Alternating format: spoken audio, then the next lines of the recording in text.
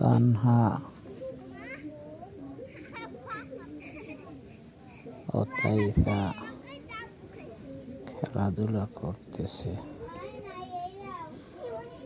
তাদের সাথে তাওহিদও আছে, বালুর মাঠে খেলা করতেছে। তারা বৃষ্টির বিরতির ফাঁকে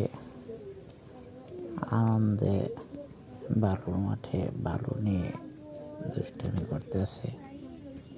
তাইফা খেলাধুলা করতেছে।